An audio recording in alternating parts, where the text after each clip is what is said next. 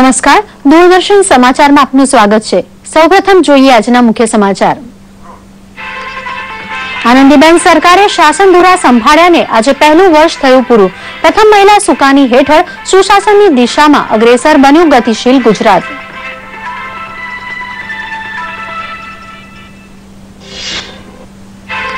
મુખ્યમંત્રી આનંદીબેન પટેલની ચીન યાત્રાની ફળશ્રુતિ 30,000 કરોડ રૂપિયાના 22 MOU પર થયા હસ્તાક્ષર। ચાઇનીઝ ઉદ્યોગો ગુજરાતમાં રોકાણ માટે આતુર।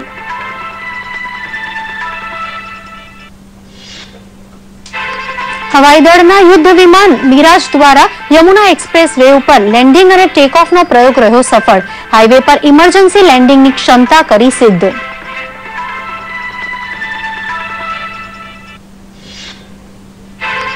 એન્જિનિયરિંગ હબ રાજકોટના MSME કારખાનાઓ બન્યા મેક ઇન ઇન્ડિયા, બ્રાન્ડ ઇન્ડિયાનો હિસ્સો। મોટરકાર, બાઇક, ટ્રાન્સફોર્મર એન્જિનના છૂટા ભાગના ઉત્પાદન દ્વારા ભારતની વિકાસ યાત્રામાં સહભાગીતા। અનાદ્રમુખ વિધાનસભા પક્ષના નેતા તરીકે જયલલિતાની વરણી બાદ મુખ્યમંત્રી પનીરસેલ્વમે ધરી દીધું રાજીનામું। આવતીકાલે જયલલિતાની શપથવિધિ યોજાય તેવી શક્યતા।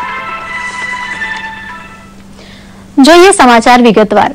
ગુજરાતના પહેલા મહિલા મુખ્યમંત્રી તરીકે આનંદીબેન પટેલે શાસન ધુરા સંભાળ્યાને આજે એક વર્ષ પૂરું થયું છે। આ નિમિત્તે તેઓ આજે લોક કલ્યાણના અનેક કામો કરશે। તેઓ રાજ્યના 4 જિલ્લાઓમાં કુલ 670 કરોડની પાણી પુરવઠા યોજનાઓની ભેટ પ્રજાને આપશે। રાજ્યના શહેરોને ઝૂંપડપટ્ટી મુક્ત બનાવવાના નિર્ધાર સાથે તૈયાર થયેલી મુખ્યમંત્રી ગૃહ યોજના અંતર્ગત તેઓ આજે વિવિધ જિલ્લાઓમાં 21,212 આવાસોના ભૂમિપૂજન કમ્પ્યુટરાઇઝ ડ્રો કરશે। આનંદીબેન આદિજાતિ અરવલ્લી જિલ્લાના 5 તાલુકા, મોડાસાના 501 ગામો અને 3 શહેરોની કુલ 2.25 લાખ જેટલી જનસંખ્યાને લાભ આપતી 517 કરોડની વાત્રક અને માઝૂમ જળાશયો આધારિત પાણી પુરવઠા યોજનાનો પણ શિલાન્યાસ કરશે। આ ઉપરાંત તેઓ કલોલમાં પાકા આવાસો માટેની 98 કરોડની યોજનાનું ખાતમુહૂર્ત પણ કરશે।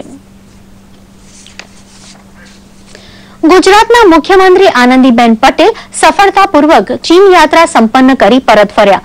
આ યાત્રાની ફળશ્રુતિ રૂપે 30,000 કરોડ રૂપિયાના 22 MOU કરાયા। એક રિપોર્ટ।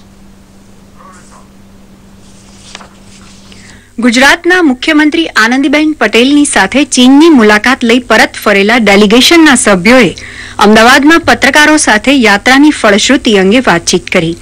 સામાન્ય રીતે વિદેશ પ્રવાસમાં રાષ્ટ્રીય સ્તરે કરારો થતા હોય છે, પરંતુ આ પ્રથમ વખત એવી ઘટના છે કે જેમાં બંને દેશના રાજ્યો વચ્ચે વિકાસ કરવા માટે કરારો થયા। ચીન પ્રવાસ દરમિયાન 22 જેટલા MOU દ્વારા 30,000 કરોડ રૂપિયાનું રોકાણ ગુજરાતમાં આવશે, જેનાથી રોજગારીની વધુ તકો સર્જાશે। देखिए, हम लोग जितने भी हमारे जो ग्रुप थे उसमें जो अरविंद अग्रवाल साहब ने जैसे बताया, तो हमारी कई कंपनियों ने भी जो MOU किया है जिसकी फिगर नहीं है, बट एक दूसरे के साथ उन्होंने वार्तालाप किया है। जैसे हम भी वहां से इंडिया से हम लोग एक्सपोर्ट करते हैं पेट्रोकेमिकल्स, रिलायंस इंडस्ट्रीज का 4 ऑफिस चाइना में है और हम लोग रिटेल का भी वहां से इंपोर्ट करते हैं। तो उस तरह से बहुत सारी कंपनियां हैं जिन्होंने दूसरे MOU किए हैं, जिसके अंदर अमाउंट नहीं आएगी क्योंकि वो एक प्रोसेस स्टार्ट हुआ है। तो एक्सपोर्ट और इंपोर्ट और मैन्युफैक्चरिंग वो हो रहा है। આ મુલાકાતથી ગુજરાત અને ગ્વાંગડોંગ પ્રાંત વચ્ચે ઉષ્માભર્યા સંબંધો બંધાયા છે, જે આવતા સપ્ટેમ્બર મહિનામાં ગ્વાંગડોંગ પ્રાંતના ગવર્નર શ્રી જીયોડાની ગુજરાતની મુલાકાતથી વધુ ગાઢ બનશે। તે પહેલા જુલાઈ માસમાં ગ્વાંગડોંગ પ્રાંતના વરિષ્ઠ સલાહકાર શ્રી લીન મુશેંગ વ્યાપારી અને શહેરના પ્રતિનિધિ મંડળ સાથે ગુજરાતની મુલાકાત લેશે। બંને રાજ્યો વચ્ચે થયેલા પુનઃપ્રાપ્ય ઉર્જા, માળખાગત વિકાસ, એફોર્ડેબલ હાઉસિંગ સહિત અનેક ક્ષેત્રે સહકારના MOU થયા। રોજગારલક્ષી સેક્ટર્સ ઉપર વિશેષ ધ્યાન આપ્યું હતું। સ્કિલ અપગ્રેડેશન, એગ્રીકલ્ચરમાં ટેકનોલોજી, કઈ રીતે આધુનિક ટેકનોલોજીનો પ્રયોગ કરવો, લો કોસ્ટ હાઉસિંગ ની ચર્ચા થઈ અને ઇન્ફ્રાસ્ટ્રક્ચરની સુધારણા એના ઉપર ખાસ પરસ્પર સંબંધો સ્થાપવામાં આવશે આર્થિક રીતે। અને એક વાત જે રહી ગઈ છે કે આપણા ત્યાં જે બુદ્ધિસ્ટ ટ્રેલ છે, દેવની મોરી છે અને જૂનાગઢમાં તલાલા છે, અને એ બુદ્ધિસ્ટ ટ્રેલમાં ચાઇનીઝ લોકોએ બહુ રસ દાખવ્યો હતો। આ મુલાકાત દરમિયાન ગાંધીનગરના ગિફ્ટ સિટીને સ્માર્ટ સિટી તરીકે વિકસાવવા ચિંહાઈ શેન્ઝેન હોંગકોંગ મોડર્ન સર્વિસ ઝોન સાથે ઇરાદાપત્ર થયા તો ગ્વાંગડોંગ અને અમદાવાદ વચ્ચે સિસ્ટર સિટી અને ગુજરાતમાં ઇન્ડસ્ટ્રીયલ પાર્ક સ્થાપવાના કરાર પણ થયા. ये जो सिस्टर सिटीज है अभी एक दूसरे के बहन है, ऐसा मान लीजिए. जो बहनें करते हैं वो सब करा जाएगा. मतलब हमारा प्रॉब्लम्स क्या है? हमारा रोड कंस्ट्रक्शन इंजीनियरिंग स्किल्स और अच्छा हो सकता है. हमारा वेस्ट वाटर ट्रीटमेंट, वो लोग इतना बड़ा लेवल पे वेस्ट वाटर ट्रीटमेंट करके उसको रीयूज करते हैं, हम भी उस लेवल पे पहुंच सकते हैं. उसमें इट इज ईजी, एक लिख दीजिए, एक कॉन्ट्रैक्ट हो जाए और कोई इंप्लीमेंट करे. मगर उनका प्रोसेस ऐसा क्या है जो आज भी जो बनाते हैं वो नया और नया दिखता है. ચીનના ઉદ્યોગગૃહોની ગુજરાતમાં રોકાણ કરવાની ઉત્સુકતા બંને વચ્ચેના સંબંધોને નવી ઊંચાઈએ લઈ જશે. દૂરદર્શન સમાચાર, અમદાવાદ. કેન્દ્ર અને રાજ્ય સરકારના 1 વર્ષ પૂર્ણ થવા નિમિત્તે સરકારની સફળ કામગીરીને બિરદાવવાના ભાગરૂપે પ્રદેશ ભાજપ કાર્યાલય કમલમ ખાતે ભાજપના પ્રદેશ મીડિયાનો 1 દિવસીય વર્કશોપ યોજાઈ ગયો. વરિષ્ઠ પત્રકાર એમજે અકબર, મંત્રીઓ નીતિનભાઈ પટેલ, સૌરભભાઈ પટેલ, ભાજપ પ્રદેશ સંગઠન મહામંત્રી ભીખુભાઈ દલસાણીયા, પ્રદેશ પ્રવક્તા આઈ.કે. જાડેજા અને મીડિયા સેલના વિવિધ હોદ્દેદારો ઉપસ્થિત રહ્યા હતા.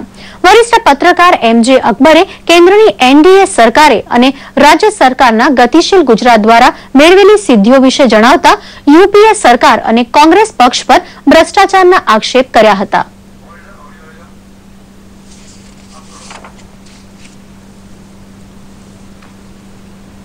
आज जो है वो पैरामीटर्स बदल दिए गए, 33% पे ले आया. और मैं बड़ी खुशी हुई कि यहाँ पे अपने मित्रों से सुन रहा हूँ कि गुजरात सरकार ने भी तो उसको 25% पे ले आया.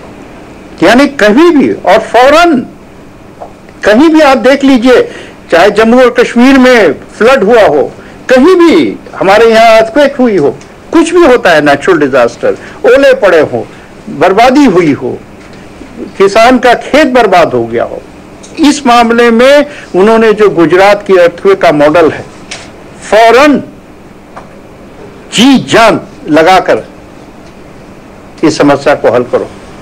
वो पैटर्न जो है, वो मॉडल जो है सारे કટોકટીની પળોમાં નેશનલ હાઈવેનો લેન્ડિંગ માટે ઉપયોગ કરવાનો સફળ પ્રયોગ ભારતીય વાયુસેના દ્વારા કરવામાં આવ્યો. મથુરા નજીક યમુના નેશનલ એક્સપ્રેસ વે પર હવાઈ દળના કાતિલ ઝડપ ધરાવતા મિરાજ 2000 લડાકુ વિમાનનું સફળ લેન્ડિંગ કરવામાં આવ્યું. જોઈએ એક રિપોર્ટ. જરા વિચારી જુઓ કે કોઈ વાર યુદ્ધની પરિસ્થિતિમાં જો દુશ્મન દેશની હવાઈ પટ્ટીને જ નુકસાન પહોંચાડે તો લડાકુ વિમાન અને સેનાના સામાન સાધનોને લઈ જતા જહાજોને કેટલી મુશ્કેલી પડે.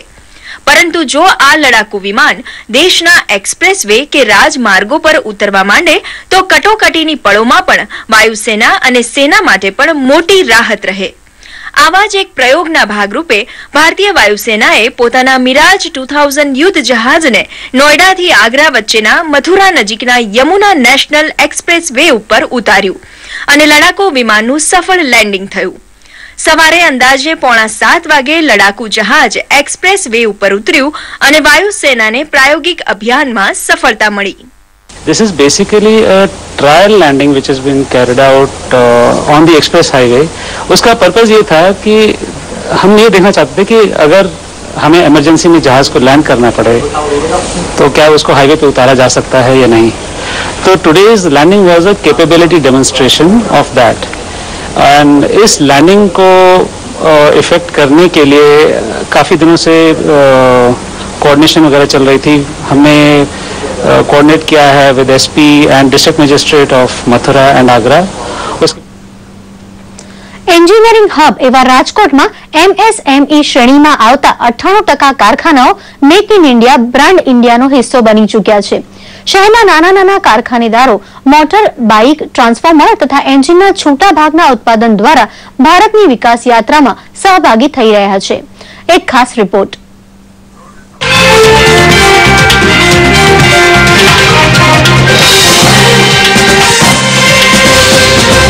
રાજકોટ એક એવું બહેતરીન એન્જિનિયરિંગ હબ છે જ્યાં મોટર કાર, બાઇક, ટ્રાન્સફોર્મર જેવા અનેક મશીન અને એન્જિનના છૂટા ભાગનું ઉત્પાદન કરતા અઢળક લઘુ ઉદ્યોગ એકમ આવેલા છે. ઇજનેરી કારીગરી જાણે રાજકોટના લોહીમાં છે. અત્યાર સુધી રાજકોટના નાના કારખાનેદારો મોટી કંપનીઓ પાસેથી કૌશલ્યના બળે ધંધો મેળવવા મથતા હતા.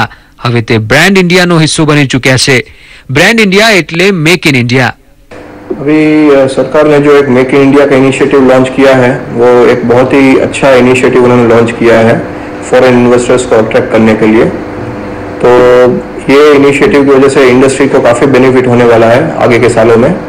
जो अभी हम लोग को प्रिडिक्ट करना बहुत ही डिफिकल्ट है बट वो हमको लग रहा है कि उसका माहौल बहुत ही चेंज होने वाला है आगे का इंडिया का माहौल. हमारे काफ़ी सारे और कस्टमर्स भी ऐड होंगे और काफ़ी सारी और अपॉर्चुनिटीज भी हमारे लिए ओपन अप होंगी with new companies trying to create partnerships in India. Bhavani industries જેવા અનેક નાના કારખાનેદારો ભારત ઉપરાંત વિદેશની મોટર કાર ઉત્પાદક કંપનીઓને સ્પેર પાર્ટ્સ પૂરા પાડે છે. વળી કોલસા ખાણની પારદર્શક ફાળવણી બાદ અનેક વીજળી મથક બાંધવા માટે કંપનીઓ મેદાનમાં ઉતરશે ત્યારે પણ તગડો ધંધો મળવાની રાજકોટને આશા છે. મોદી સરકાર હવે તેમની કેટલીક સમસ્યા ઉકેલી આપે તેવી નાના કારખાનેદારોની અપેક્ષા છે. आधुनिक मशीनरी वापरता लघु एकमों की बात समझवा जेवी तो छे. सबसे पहले हमारी सोच है कि उसमें एक तो इंटरेस्ट रेट इंडिया में काफी हाई है तो उसके ऊपर गवर्नमेंट को थोड़ा सा सोचना चाहिए.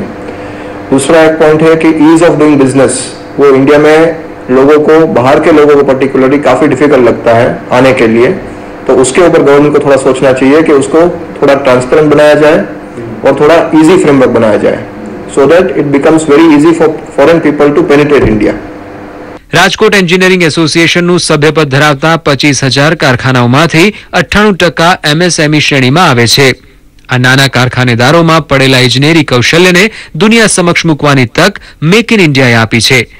કાબેલિયતને આધારે ધંધો કરવાનો ઉદ્યોગ સાહસિક ગુણ ધરાવતા રાજકોટની સ્માર્ટ સિટી માટે પસંદગી થઈ હોવાથી અહીં સૌને પોતાનું ભવિષ્ય સ્માર્ટ હશે તેવો ભરોસો બંધાણો છે.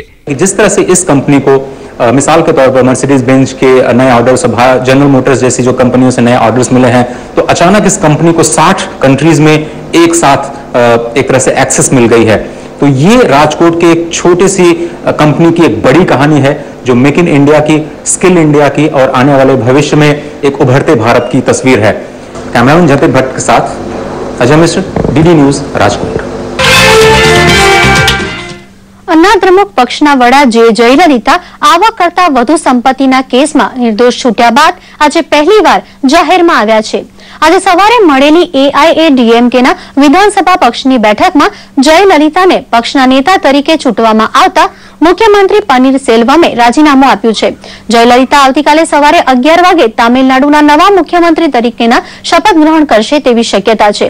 બીજી બાજુ જયલલિતાને ફરીથી તામિલનાડુના મુખ્યમંત્રી બનતા રોકવા સુપ્રીમ કોર્ટમાં અરજી દાખલ થઈ છે. જીએસ મણીએ દાખલ કરેલી આ અરજીમાં સાંસદ કોર્ટમાંથી નિર્દોષ છૂટે પછી તેની ફરીથી નિમણૂક અંગે દિશા નિર્દેશો તૈયાર કરવાની વિનંતી કરાઈ છે. અને અંતમાં મુખ્ય સમાચાર ફરી એકવાર. આનંદીબેન સરકારે શાસનધુરા સંભાળ્યાને આજે પહેલું વર્ષ થયું પૂરું. પ્રથમ મહિલા સુકાની હેઠળ સુશાસનની દિશામાં અગ્રેસર બન્યું ગતિશીલ ગુજરાત.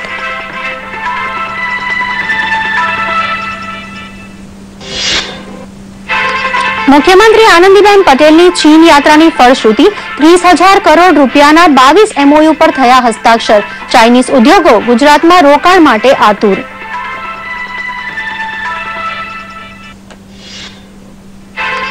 હવાઈદળના યુદ્ધ વિમાન મિરાજ દ્વારા યમુના એક્સપ્રેસ વે પર લેન્ડિંગ અને ટેક ઓફનો પ્રયોગ રહ્યો સફળ. હાઈવે પર ઇમરજન્સી લેન્ડિંગની ક્ષમતા કરી સિદ્ધ.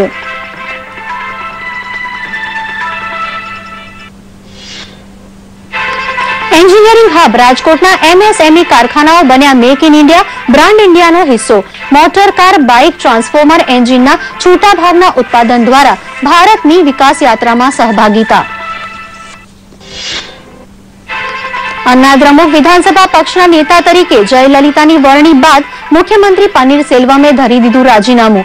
આવતીકાલે જયલલિતાની શપથવિધિ યોજાય તેવી શક્યતા.